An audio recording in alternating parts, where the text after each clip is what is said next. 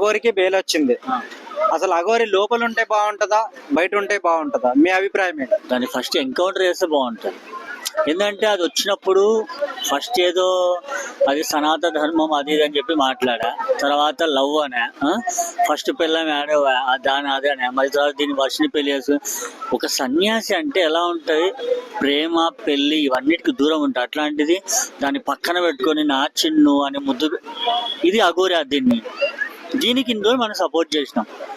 దీని వెనకాల ఎవడెవడు ఉన్నాడు కానీ ఫస్ట్ దీన్ని గుద్ద వాళ్ళంటే అప్పుడు వాళ్ళందరూ బయటకు వస్తారు. ఫస్ట్ ఆఫ్ ఆల్ చెప్పాలి, దీన్ని బయటికి వదిలితే మళ్ళీ అదే ఇంకొక అమ్మాయి అంతే. ఇప్పుడు ఈ వర్షని కూడా అదే పతితం కాదు, అది ఒక ఆర్టిస్టే. అది ఆర్టిస్ట్ ఉండి దీన్ని ఎరేస్కి ఎందుకు వీని దగ్గర నుంచి డబ్బులు లాగాలని చూస్తుంది అంతే. వీళ్ళ ఫ్యామిలీ అంతా డ్రామాలే అన్నారు. ఎవడు ఫస్ట్ దాన్ని చూసి నిజంగా పాపం అమాయకురాలేమో అది ఇది అనుకున్నాం. తర్వాత దాని రీల్స్ అని బయటకు వచ్చాయి. సుమన్ టీవీలో చేసింది, మళ్ళీ ఏదో ఒక వెబ్ సిరీస్ చేసింది, ఇవన్నీ చాలా చేసింది. అన్ని చేసింది డబ్బుల కోసం. మరి డబ్బుల కోసం ఎంత దిగజారాలా? దానికంటే డైరెక్ట్గా ఆడవాళ్ళు డబ్బుల కోసం పోతారు, దానికి వెళ్తే అయిపోతుంది. ఎందుకు ఇదంతా? అది మళ్ళీ ఒక తేడాని పట్టుకొని పెళ్ళి నాకు ఈడే కావాలి అఘోరిగా మాత. అనవసరంగా మన దేవుళ్ళ పేర్లను చెడగొడుతున్నారు మీరు చేసే లుచ్చా పనులకి దేవుని పేరు చెడగొడుతున్నారు మీరు. అఘోరి బెయిల్ వెనుక రాజకీయ నాయకులు ఏమైనా ఉండే అవకాశం ఖచ్చితంగా ఉందన్న. ఒకటి మనం అంటే ఇప్పుడు ఎవరి దాకా సరే వాడు ఎవడో తెలుదు, వాళ్ళు ఎట్లొచ్చాడు బయటకి? ఇప్పుడు బెయిల్ ఎవడన్నా ఇస్తేనే కదా. అలాంటి మనలాంటి వాళ్ళు ఎవరన్నా వెళ్తేనే మన ఫ్యామిలీలు కుటుంబాలు వాళ్ళు వీళ్ళు వెళ్తే కూడా రావు. అట్లాంటిది వీడికి ఎవరు వాళ్ళ ఇంట్లోనే పట్టించుకోవట్లేదు. ఇప్పుడు అఘోరిని కరెక్టే కదా, వాళ్ళ ఇంట్లో మాకు సంబంధం లేదని చెప్పేసినారు. ఇంకా మళ్ళీ ఎట్లా బయటకు వచ్చినట్టు మీరే ఆలోచించాలి. ఇక ఎందుకు రాజకీయ నాయకులు ఇలాంటి వాళ్ళని బాగా ప్రోత్సహిస్తున్నారు? నాకు తెలిసి ఏదో స్మగ్లింగ్ ఏదో చేస్తున్నాడని అనుకున్నాను. ఎందుకంటే మనం ఒక పాయింట్ ఆలోచించండి, వాడు ఈరోజు ఇక్కడ ఉంటే రేపు మహారాష్ట్ర అంటాడు, ఇంకో రోజు ఎక్కడది ఏదో ఎక్కడెక్కడో ఉంటా అంటున్నాడు. డబ్బులు ఎక్కడి? మనం ఇంత కష్టపడుతూ మనం ఇక్కడికి చుట్టుపక్కల మన ఇంటి పోవడానికి డబ్బు ఉండవు.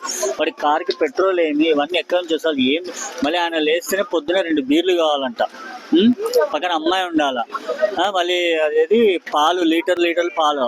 ఇక కష్టపడడానికి లేదు కదా. ఇక్కడ చాలా మంది శ్రీవర్షిని నరబలిస్తారు, అఘోరి నరబలిస్తాడు అని చెప్పేసి బాగా ట్రోల్ చేస్తున్నారు. ఇప్పుడు బయటకు వచ్చేస్తారు కాబట్టి అఘోరికి నెక్స్ట్ అఘోరి శ్రీవర్షిని నరబలి ఇచ్చే అవకాశం ఏమైనా ఉందా?